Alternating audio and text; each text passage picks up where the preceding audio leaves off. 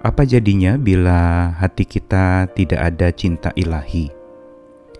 Sesungguhnya kita akan merasakan hidup yang hambar, tidak ada rasa, dan semua serba flat.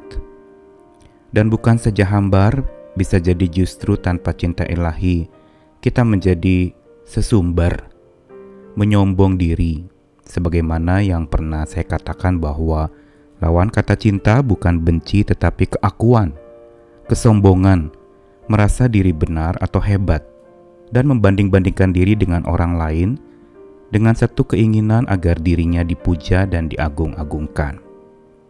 Selain sesumbar tanpa cinta ilahi di dalam hati kita, maka yang terjadi adalah hidup yang bukan saja hambar, tetapi juga cemar, penuh dengan berbagai macam kecemaran, penuh dengan berbagai macam pelanggaran. Dan ketika tidak ada cinta yang mengingatkan, maka pelanggaran yang kita lakukan pun kita anggap biasa-biasa saja tanpa perlu adanya pengakuan dosa atau pertobatan di hadapan Tuhan. Demikianlah hidup tanpa cinta di hati. Saya Nikolas Kurniawan menemani lagi di dalam Sabda Tuhan hari ini ayat pamungkas dari 1 Korintus 13 ayat yang ke-13. Merupakan sebuah deskripsi yang merupakan komparasi, pembandingan antara cinta ilahi yang ternyata setelah dilakukan komparasi itu kita akan menemukan sebuah supremasi atau sebuah kekuasaan tertinggi dan teratas yang dimiliki dan dimenangkan oleh cinta ilahi itu. 1 Korintus 13 ayat 13 mengatakan, demikianlah tinggal ketiga hal ini, yaitu iman, pengharapan, dan kasih. Dan yang paling besar di antaranya adalah kasih. Menutup rangkaian 1 Korintus 13 yang berisi 13 ayat tentang cinta kasih, menarik sekali angka 13. Memang bukan kebetulan rangkaian ayat-ayat ini disusun di dalam 13 ayat. Orang sering menyebutkan celaka 13 atau angka 13 seringkali dianggap sebagai angka yang tabu. Coba buktikan bila pergi ke hotel-hotel kita tidak akan menemukan angka 13 itu. Tidak ada kamar yang bertuliskan 13. Kalaupun ada, mungkin itu dianggap sesuatu yang membawa kesialan, sesuatu yang membawa kemalangan. Namun, Paulus secara tidak sengaja menyusun ayat ini, dan lalu kemudian ada 13 ayat yang memuat tentang cinta kasih ilahi itu. Sesungguhnya bukan sekedar 13, tetapi cinta kasih ilahi mau mengajarkan kepada kita melampaui segala macam persepsi yang dipegang manusia tentang sesuatu, tentang hal yang dianggap tabu, dan justru cinta kasih ilahi melampaui itu semua. Bukan setuju kepada yang tabu, tetapi cinta kasih ilahi justru punya power, punya kuasa, punya supremasi, kekuasaan yang tertinggi dan teratas di atas segala-galanya. Dan ayat 13 ini justru cinta kasih ilahi dibandingkan, dikomparasikan dengan dua hal yang sama pentingnya sesungguhnya di dalam hidup orang percaya, yaitu iman dan pengharapan. Bukankah kita sudah mempelajari di dalam rangkaian seri praktikum iman dan juga rangkaian seri masih ada harapan yang sudah berlalu itu, kita sudah paham betul bahwa dasar dari pengharapan kita adalah iman. Keduanya sangat penting dan perlu kita pegang teguh di dalam kehidupan kita agar terjadi pertumbuhan di dalam iman kita kepada Tuhan, dalam pengharapan kita kepada Tuhan.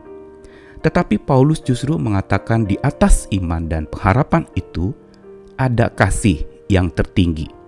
Kasihlah, cinta kasih ilahilah yang menjadi pemenangnya atas iman dan pengharapan. Mengapa dikatakan demikian? Paulus ingin mengatakan bahwa cinta ilahi itu adalah cinta yang perlu dimiliki oleh setiap orang percaya. Iman akan mati mengenaskan.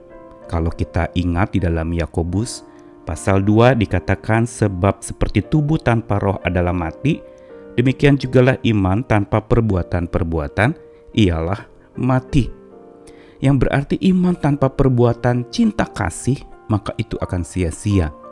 Kalau kita hanya percaya saja kepada Tuhan tetapi tidak punya cinta kasih Tuhan dan tidak mengasihi umat Tuhan atau ciptaan Tuhan yang lain, maka percaya kita pun menjadi sia-sia.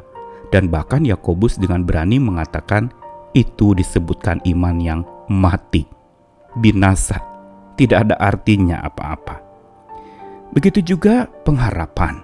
Kalau kita ingat di dalam Roma 5 ayat 5 yang mengatakan dan pengharapan tidak mengecewakan karena kasih Allah telah dicurahkan di dalam hati kita oleh Roh Kudus yang telah dikaruniakan kepada kita.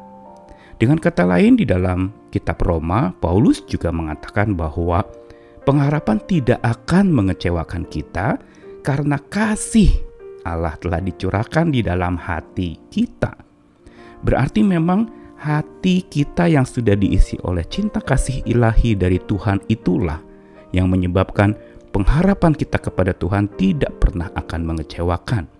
Manusia bisa mengecewakan. Kita berharap kepada sahabat-sahabat kita, mereka juga bisa mengecewakan, bisa membuat kita justru malah merasa ditipu, merasa dilukai, dan merasa sakit hati karena kita mengharapkan sesuatu dari orang itu, tetapi yang kita dapatkan malah sebaliknya. Berbeda dengan berharap kepada Tuhan yang dipenuhi oleh cinta kasih ilahi di dalam hati kita. Itu tidak pernah akan mengecewakan. Itu bukan pengharapan yang palsu, tetapi pengharapan yang pasti yang kita dapat pegang teguh. Karena apa? Karena ada cinta kasih ilahi yang tertanam dalam-dalam di hati kita. Dan penantian kita akan Tuhan pun tidak akan sia-sia. Karena kasih Tuhanlah yang menjaga pengharapan kita tetap terjaga kepada Tuhan. Tetap kita menanti-nantikan Tuhan. Dan bila nanti ketika kita di surga, pengharapan kita pun akan berhenti karena kita sudah berjumpa dengan Sang Maha Kasih Ilahi itu. Dan iman kita juga akan menjadi terbukti konkret pada saat kita berjumpa dengan Tuhan Sang Maha Kasih Ilahi itu sendiri. Karena itu, pelajaran kita hari ini dari ayat 13, penutup 1 Korintus 13, mau memberitahukan kepada kita bahwa sesungguhnya tanpa cinta ilahi di hati, maka iman kita akan mati dan harapan kita akan terhenti.